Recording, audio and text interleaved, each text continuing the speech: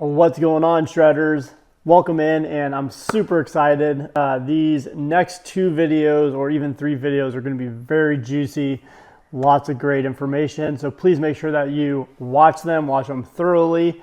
And you can always watch them a little bit quicker if you want to bump the speed up on the video.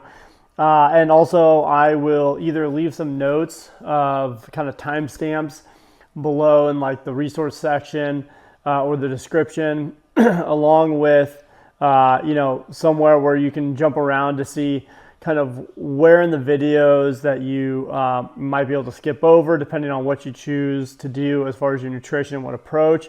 But I will let you know during the video when to do so. And so, don't just go and jump around.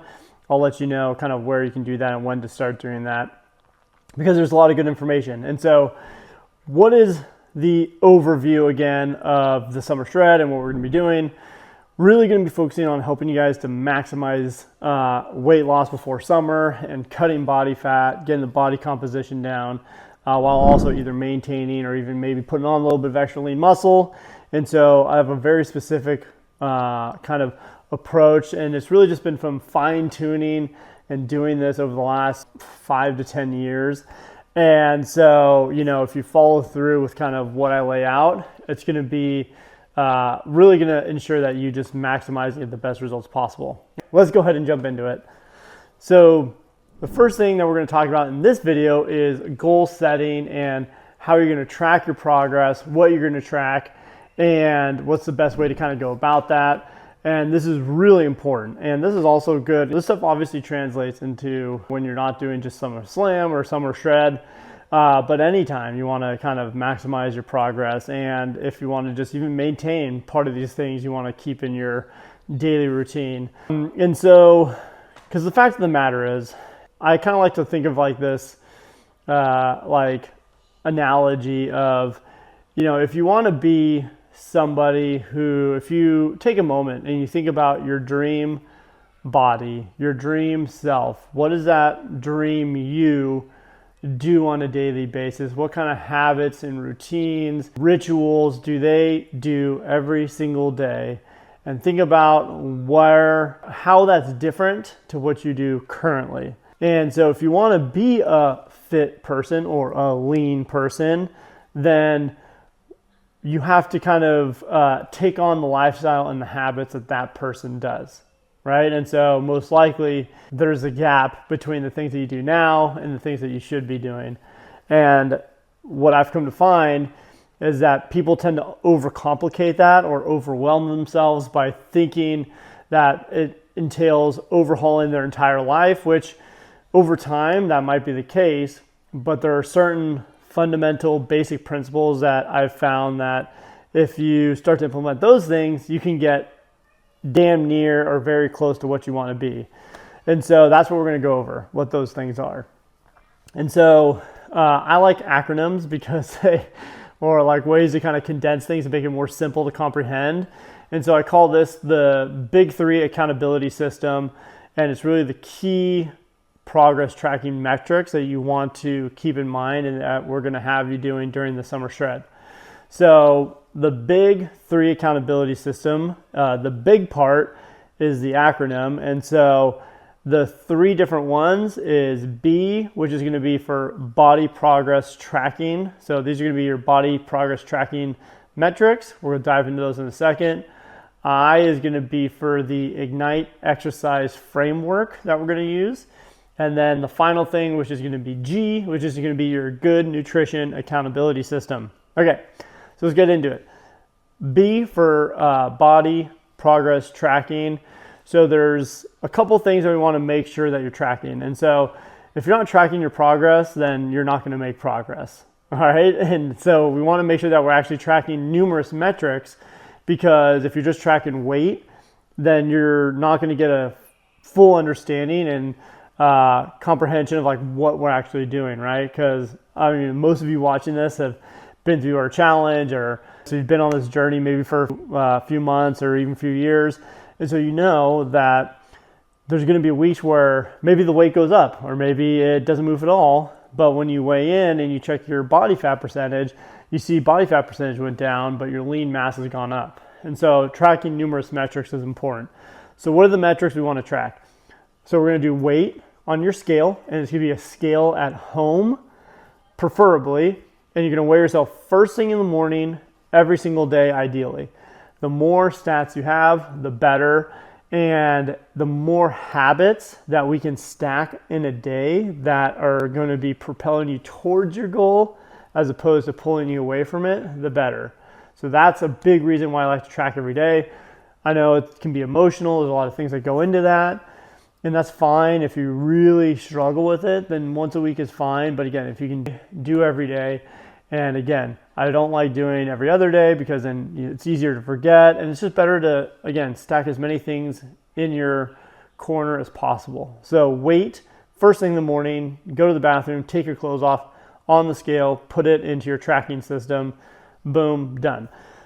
Number 2, body fat percentage and lean mass. So most scales do offer body fat percentage, and they'll give you a lean mass in pounds as well, or kilograms. If not, the in-body, obviously at the gym does, so you can use your in-body once a week. Body fat mass and lean mass, I would probably check those. Once a week is good. Every day is going to fluctuate a lot, and it might kind of throw you off. So once a week is good with that. And then the last one, that's kind of like a necessity, or that I would definitely do at least during the shred, is going to be progress photos. All right, so if you're entering into the shred, it is part of the shred itself is free, but there are certain requirements to complete it and to do it. And so that would be progress photos. And so once at the beginning, once at the end, minimum. I like to do them every week, but it's up to you. Once at the beginning, once at the end is minimum. So those are the main 3 ones for your body progress tracking stats. The one other thing that I will say is kind of an optional, which I don't do a lot, but some people really like to do it, and it can be effective and helpful, is going to be measurements. So actual measuring with a little loose measuring tape. I forgot what those are called, but you can measure usually your waist, which would be around the belly button, right? The widest part of the stomach. Your hips are going to be around the widest part of your hips, which would be kind of like around your butt, the glutes. And then I would either do arms, so around an arm or both arms, or legs as well. And usually doing 3 is minimum, but you can do as many as you want. So I'd at least do waist, hips, arm, and thighs. Those are the 4 that I usually like to do. Some people do bust or around the chest, which is totally fine as well. You should want to try to measure in the same area each time you do it as well. So optional, not mandatory, but it could be a cool way to kind of see how you progress. And I think in the app, you actually, the exact app, you can actually track all those metrics in there. And so it's pretty cool to see it progress from week to week. All right, so that is going to be the first thing. Number 2 is going to be the Ignite exercise framework. This is one of my favorite things because it's one of those things that has taken a long time to kind of piece together. And it's funny because it's all this complex kind of trial and error and things I've tried, but it boils into the most simple concept possible, which is, what I call kind of my 3-hour workout plan, where almost anybody that I work with who comes in, I pretty much guarantee we can get you pretty cut, whether you're male, female, in 3 hours or less a week. All right. And so most of you come to our gym. And so if you're at our gym, 3 days a week is kind of what I recommend no matter what, and doing 3 days of either strength training or some kind of weights. The boot camps are totally fine, but 3 days a week is what you want to hit minimum in the gym. Okay. Number 2 is going to be your NEAT, which is going to be your non-exercise activity thermogenesis. Really fancy phrase for just non-structured exercise activity. So the way that I just say this is get 8,000 steps a day. That's pretty much the most simple way. Minimum 8 to 12,000 is ideal. Anything above that is freaking fantastic. But this is what's cool about this Ignite exercise framework is that literally this is year long. You can maintain this, and it's very maintainable. 3 hours a week, and then just trying to get 8,000 steps a day, that's very doable. If you go out for a walk with your kids or whatever in the morning, in the evening, and you try to move around during work and take some breaks, you can easily hit all this stuff. If you can't commit 3 hours a week in the gym, then your priorities, I would challenge, are in the wrong places. So that's going to be your main thing. Track it in the app. If you have your smartwatch connected to the app, it'll track your steps. And so that's really number 2, the Ignite exercise framework. All right. Number 3 is going to be the good nutrition accountability system. We're going to deep dive into the exercise, or at least the nutrition in the next video. But for now, what I want to just talk about is the tracking aspect.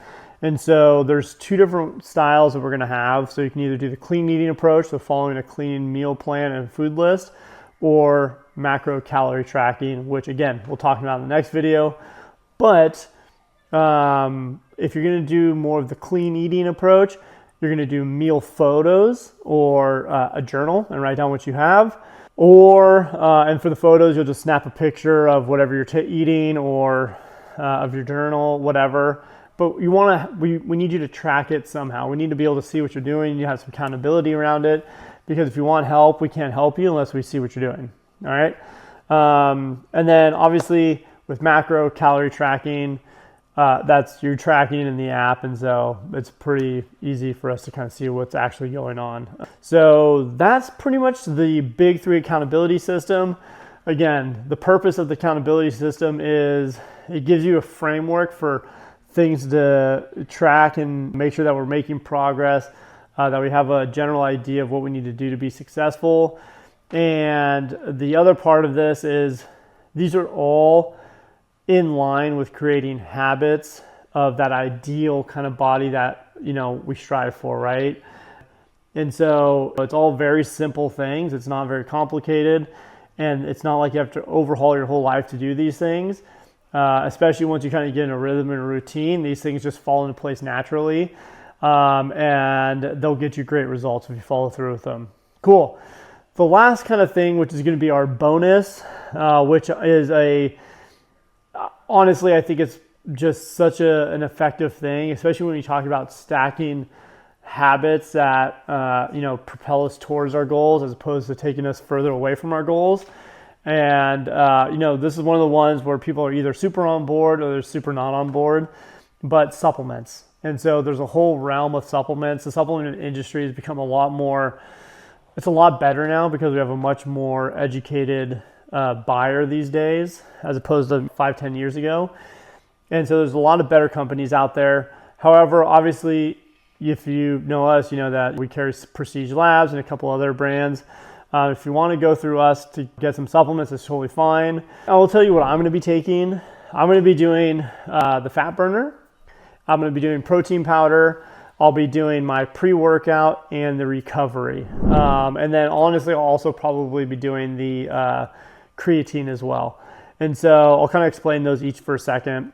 The fat burner is great just because it elevates just your body's just core temperature level. So basically what it does is it just makes your body work harder to kind of keep up with your exercise. And so you actually burn more calories. And so you actually you'll sweat more, that kind of stuff. And it's great because it's not just like a bunch of caffeine and like a lot of other fat burning products. It's really just a natural whole ingredients that is, honestly, I was never a big fan of fat burners. I'd never really done them before, but when I did this one, it was natural, it felt clean, and it was honestly really effective. And so I enjoyed it a lot. Protein powder, honestly, it's just a staple to me. If you're going to be somebody who goes to the gym, you should just have protein powder, whether it's the one that we carry or whatever. I will say that quality over any supplement, in any supplement is, you get what you pay for. So if you're going to go to Safeway and just grab, muscle milk, whatever it's called, you're not going to get the best quality, and you're not going to get as much protein out of it as you would want, but you'll save a couple bucks. So whatever you value more. The other one is the pre-workout and the recovery. Pre-workout, what I like about the pre-workout and the recovery, especially with Prestige, is it's not just a pre-workout. It has a lot of vitamins and things that we need to help us aid in recovery and also to maximize what we get in the gym. Helps with motivation and just to kind of get those extra reps when we're there. And same for the recovery. It just helps for building that lean muscle mass and the repair that we've done after being in the gym. And the creatine is nice because both the pre-workout and the recovery in Prestige Labs have creatine, but honestly, creatine is the most studied supplement in the world, and it's really effective, and therefore you can actually get decent creatine fairly cheap. You could just go down to Vitamin Shop or I like the Vitamin Shop, so you can just go somewhere over there and you can pick it up again for a fairly cheap price. Prestige Labs does carry it now, and so I do use that one. But however, you don't really need to. It's kind of up to you. If you're going to get it from Prestige Labs, it might make it easier. But the main reason why I like it is because the pre-workout and the recovery are relatively more expensive, and they have a lot of other things in it. And so on my off days, I'd actually, instead of having to take the recovery and use those extra servings, I will just take the creatine by itself on the off days. And so I like doing that. It just makes my recovery last longer, so I save a little bit more money. That's what I like. So if you guys are interested in doing the Prestige supplements, obviously I'll leave a link in the resource page. It's also on the home page in the welcome PDF of the app. One last thing I'll say about supplements is, again, when you wake up in the day, think of it this way: 2 different ways to start your day. The first way is you wake up and you go to the bathroom, you scroll on your phone for a little bit, you mosey on into the kitchen, you make yourself some oatmeal with whatever you typically have, maybe a bagel, something like that, some eggs, and then you just head off to work. And now think of a different day. You wake up, first thing you do is you go to the bathroom, take your clothes off, hop on the scale, put that into your app. You go over to your nightstand or in front of your sink.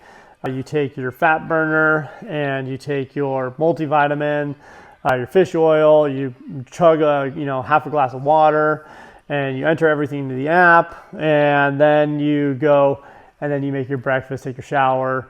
And so which person do you think has a stronger start to their day when it comes to who would you expect to stay on their workout plan and their diet plan more likely?